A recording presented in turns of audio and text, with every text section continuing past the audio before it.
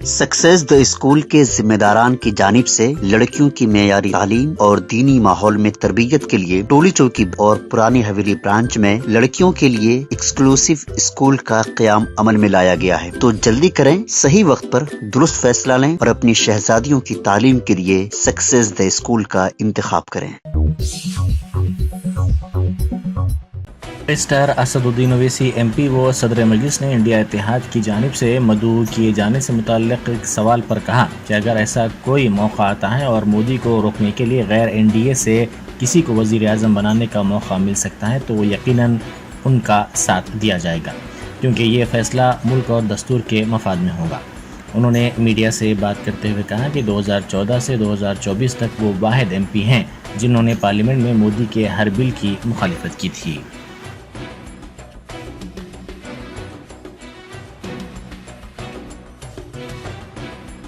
Sir, अंतिम और सबसे अहम सवाल, हम उम्मीद करते हैं कि आप इसका जवाब देंगे।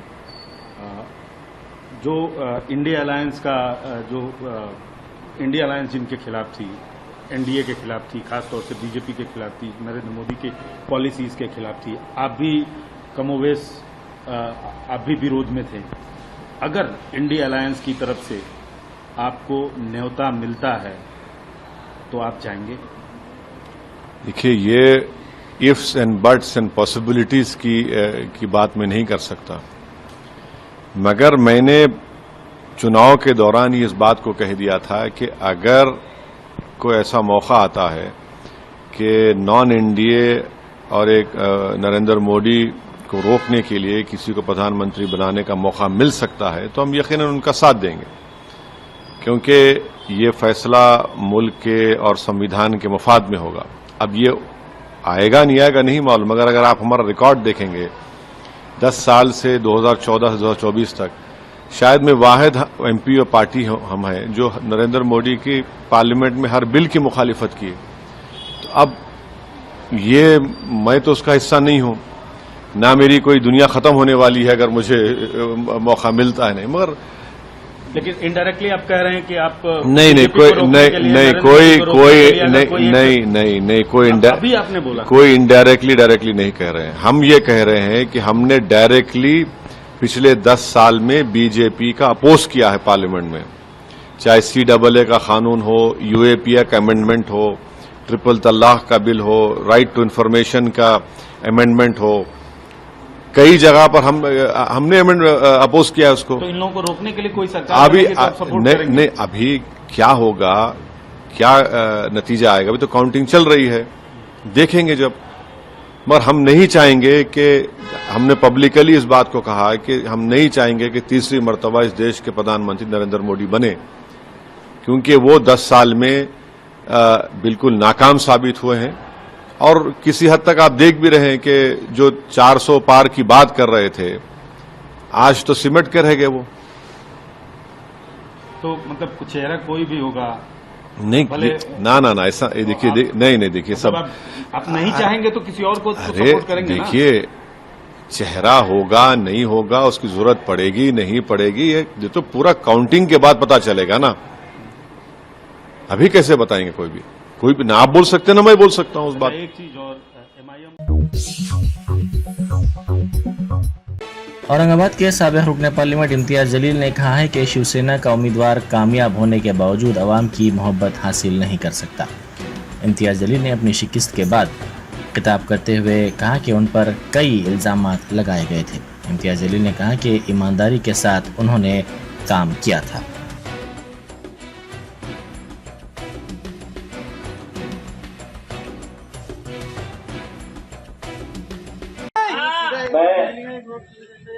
अगर हार गया हूं तो उन लोगों को ये कहना चाहता हूं, आप हारे नहीं, जिंदगी बाकी है, तुम भी जीते नहीं हो।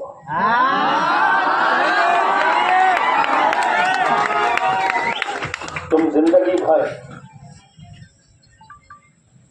जब भी कभी ईमानदारी के साथ अपने दिल पे हाथ रखेंगे तो जिंदगी भर तुम्हें ये दर्द सताएगा, ये शहर से मुसलमानों की क़यादत खत्म करने में मेरा भी हाथ था।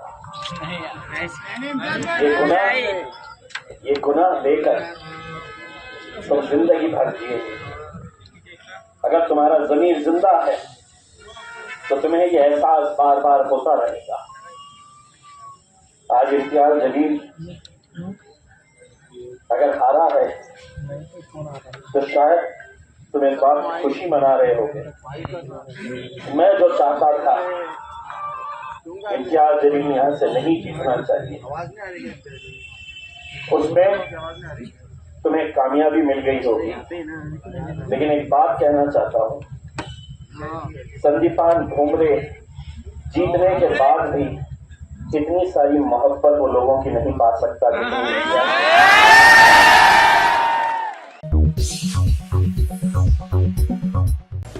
आंध्र प्रदेश में जनसेना पार्टी ने अपने क़याम के बाद पहली शानदार कामयाबी हासिल की है। पार्टी ने 21 असेंबली और 2 लोकसभा नशिस्तों पर कामयाबी हासिल की। पवन कल्याण ने 2021 में अपोजिशन जमातों को मुत्तहद करने के मिशन पर काम का आगाज किया था। उन्होंने तेलुगु देशम को एनडीए में लाने में अहम रोल अदा किया था।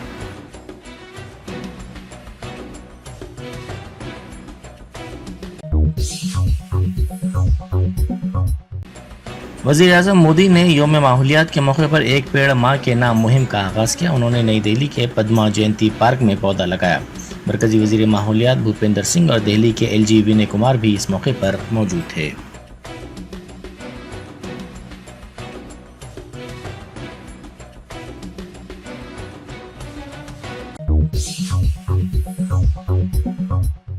शिवसेना सरबराह उद्धव ठाकरे ने कहा है कि बीजेपी ने जिन जमातों को हरासा किया वो इंडिया इत्तेहाद में आएंगी।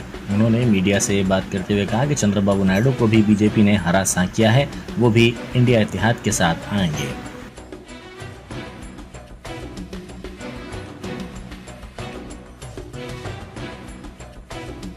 जैसे मैंने अभी अभी कहा कि जिस दिन हमारा गठबंधन हुआ इंडिया, उसी वक्त हम सारे लोगों ने तय किया था कि किसी व्यक्ति को लेकर नहीं, लेकिन ये जो तानाशाही है देश में, उसको खत्म करना चाहिए, देश का संविधान बचाना चाहिए। फिर चाहे सब मिलकर प्रधानमंत्री का उम्मीदवार हम तय कर सकते हैं और मुझे लगता है कि कल वो हो जाएगा। नंबर्स की जो काफी कम है, ऐसे में क्या टीडीपी जेडीयू या अन्य दल है, जो भी लोग इनसे त्रस्त है वो सारे लोग हमारे साथ आएंगे, सारे देशभक्त हमारे साथ आएंगे। चंद्रबाबू जी भी, उनको भी बहुत परेशान किया है बीजेपी गवर्नमेंट ने। सारे लोग जिनको भी तकलीफ दी है, परेशान किया है, वो सारे लोग हमारे साथ आएंगे। नलगोंडा ग्रेजुएट एमएलसी निशिस्त के वोटों की गिनती जारी है। 4 गिनती के मराकज़ में ये गिनती की जा रही है। आज रात तक हतमी फैसले की तवक्को की जा रही है। कांग्रेस से 3 मार मल्लन्ना, बीआरएस से राकेश रेड्डी और बीजेपी से परमिंदर रेड्डी ने इस ज़िमनी इंतखाब में हिस्सा लिया।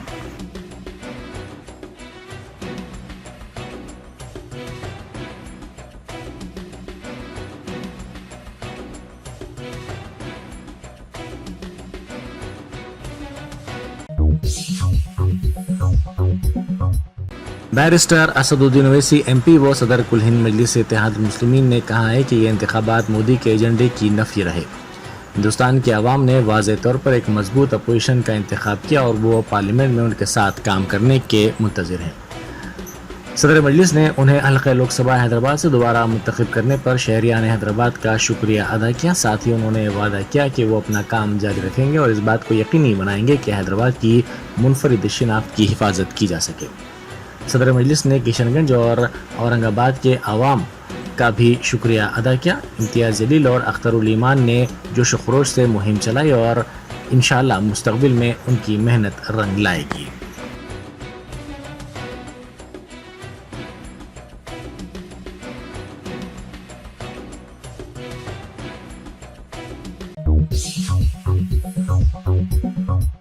सीपीआई के कौमी सेक्रेटरी नारायणा ने कहा है कि एनडीए इत्तेहाद को मुल्क के अवाम ने सबक सिखाया है, जिसने ये दावा किया था कि मोदी की लहर के साथ 400 से ज़्यादा लोकसभा नशिस्तों पर कामयाबी हासिल की जाएगी। उन्होंने मीडिया से बात करते हुए कहा कि इंडिया इत्तेहाद ने इंतखाबी नताइज में अखलाकी फतेह हासिल की है। उन्होंने कहा कि उन्हें खुशी है कि कांग्रेस इत्तेहाद ने बेहतर मुजाहरा करते हुए ज़ायद नशिस्तों पर कामयाबी हासिल की है।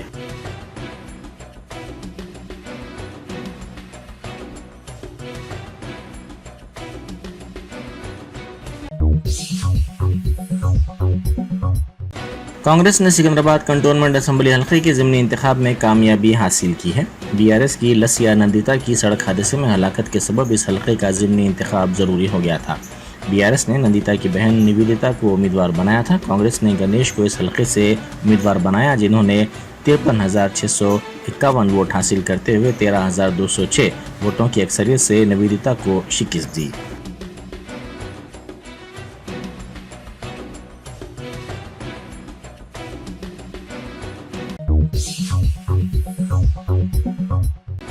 राजन्ना सिलसिला जिले में बस दरख्त से टकरा गई। इस हादसे में बाद मुसाफिरीन जख्मी हो गए। यह हादसा जिले के पद्मा नगर गांव में उस वक्त पेश आया जब आरटीसी बस के ड्राइवर ने इसका तवाज़ुन खो दिया और यह बस सड़क के किनारे दरख्त से टकरा गई। यह बस सिद्दीपेट से वेमुलवाड़ा की सिमत सुबह में जा रही थी। मुसाफिरीन ने इल्ज़ाम लगाया कि ड्राइवर की लापरवाही के नतीजे में यह हादसा पेश आया।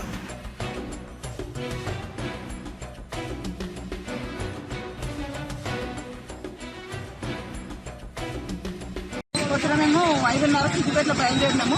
35 మంది ప్రయాణికులు ఉన్నారు. బదనపల్లి దాటగానే డ్రైవర్కి మరి అన్ని టికెట్లు వచ్చినా ఏమొచ్చినా తెలుస్తలేదు. అందరు ప్రయాణికులతో నేను కూడా కూర్చున్నాను. బస్సు స్లో ఉండడం వల్ల మాకు నయమైంది. మెల్లగా రోడ్ దిగుతూనే ఉంది. మేము భయపడ్డాం. ఆగోగానే వరకు బస్సు ఆపేసినాం. ఇంకా వెహికల్స్ ఎలాంటి వెహికల్ రాలేదు. బాగా స్పీడ్ వస్తుంది బండి ఎక్కువ స్పీడ్ వస్తుంది. మాకు నడు మట్టుకున్నాడు అవుతుంది. అందం అనుకున్నాము మెల్లవని బండి మొత్తం ట్రాక్టర్ కట్టుబడుతుంది బండి ట్రాక్టర్ కట్టుబడుతుంది. మొత్తం స్పీడ్ కట్టుబడుతుంది బండి. అసలు మరి ఇక్కడ నుంచి ఎక్కడికి రావాలి అక్కడ. जिला मेदक में पेश आए सड़क हादसे में 8 मुसाफिरीन जख्मी हो गए। जिले के मल्लूरू इलाके की कौमी शाहरा पर खानगी ट्रेवल्स की बस उलट गई, जिसके नतीजे में 8 मुसाफिरीन जख्मी हो गए। जख्मियों को इलाज के लिए करीबी दवाखाना मुंतकिल कर दिया गया है। ये अफराद अयोध्या से हैदराबाद आ रहे थे।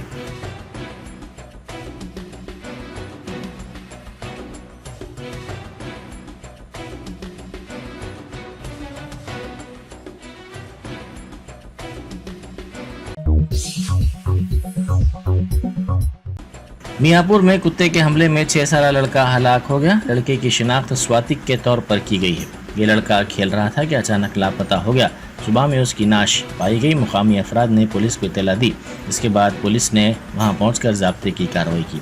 पुलिस ने कहा कि कुत्ते के हमले में लड़के की मौत हुई है।